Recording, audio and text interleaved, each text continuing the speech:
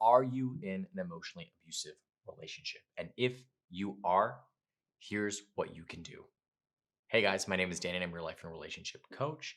And obviously, based on the subject that we are going to be covering today, if you are watching this video, first and foremost, I empathize with you. I know how difficult this situation can be.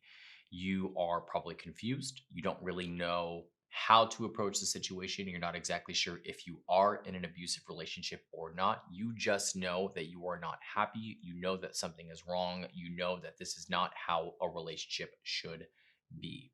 If that is the case, I wanted to provide you with some pretty clear recommendations, tips, signs, things to look out for, right?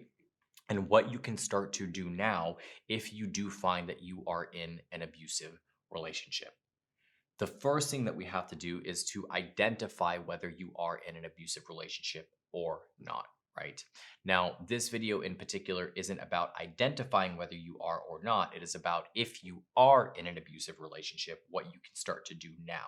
We do have other videos that we have created. I have created other videos on here about identifying whether you are in an abusive relationship or not. But for the sake of this video, let's go over 3 of the potential signs that you are in an abusive relationship, right? So the first one is there is unrealistic expectations. So your partner does not, anything that you do is not good enough, right? Every time you feel like you are doing something good or you're doing something great, the bar is set even higher and you can never win and you are criticized for never being able to meet those standards or meet your partner's expectations. The second thing is they make you feel inferior, right? Like you are less than, that you do not have a place, that you do not have the right or the ability to share your opinion because it is not worth anything, because their opinion is the only thing that matters. The third thing is that they try to control you, right? And isolate you. They want to know who you're hanging out with, what time you're going to be home. They want access to your phone. They want to know everything about your life 24/7 because they want to make sure that they have a clear understanding or control of your movements on a daily basis. If you are finding that you are in an abusive relationship, then stick around for the rest of this video because I wanted to go over some of the things that you can start to do right now. And the first one is prioritize yourself. You have to make sure that you try to focus on you, to try to turn the mirror on yourself, right?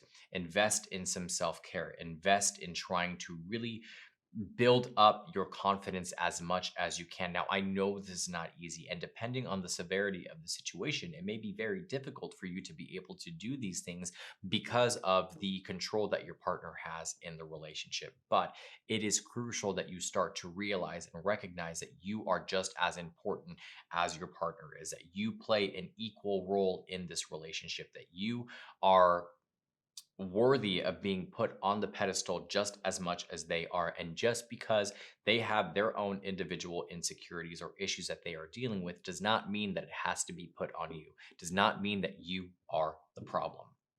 The second piece to the puzzle is trying to set as many boundaries as you possibly can. So if your partner wants to know where you are 24/7, telling them no, that you aren't going to be telling them where you're going 24/7. If they are speaking to you poorly, making sure that you're expressing to them that you're not okay with that. And the next time they try to speak to you that way, you will walk away from the relationship. Now, I want you to understand something. If you are in a physically abusive relationship, right, or even a verbally abusive relationship, this is going to be very difficult for you to be able to do. And I completely understand that. But that is for a different video, right? If the level and the severity of the abuse is that high, then that is going to take different steps and different protocols in order for you to really start to feel like you can exit from that relationship in a safe way. For the purposes of this video, it's more so if you are in an abusive relationship that has not gotten to the level of physical violence, right? Maybe there's some emotional abuse, maybe there's some verbal abuse, and you're trying to stand your ground and create some kind of distance, some kind of boundaries that will help you to be able to start to navigate this relationship better, right? So again, as I mentioned, setting boundaries. If you are not the type of person who's been able to set boundaries before, then setting boundaries now is going to be incredibly important. The third part of that is stop blaming yourself. Oftentimes in these types of situations, you start to blame yourself, right? Because they have convinced you that you have done everything wrong. They have convinced you that you are the person that's messing up, and that's why they are acting the way that they are acting. But 9 times out of 10, that is not the reality of the situation. You are not to blame here. Are there mistakes that you probably made in the relationship? Yes. Are there things that you possibly did wrong? Yes. But to the level that would result in you being treated the way that you are being treated, highly unlikely. So get into the mental headspace of understanding that you are not to blame here, right? You are the victim in this situation. And there are things that are outside of your control, but there are also things that are in your control. And that is how you view the situation and how you view yourself. And the last piece to this puzzle is build a strong support network, right? So let friends and family know what the situation is and what's going on. If you have to, seek help from an outside third party source like a therapist or a support group or whatever the case may be, start to build your exit strategy and start to build a network of individuals that you feel will be able to support you and help you through this process, because that is incredibly important.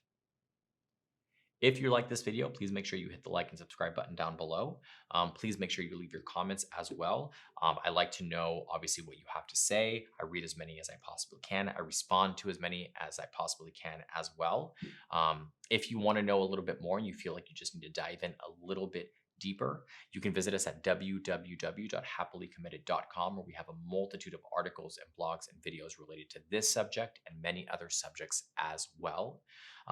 If you feel like you just need additional support, right? You feel like you need to talk to somebody, you feel like you need to gain a new perspective, I would be more than happy to support you through that process. You can book your one-on-one coaching session via the website as well, and I would be more than happy to coach you through this process, or you can book with any of the other amazing coaches that we have on the team.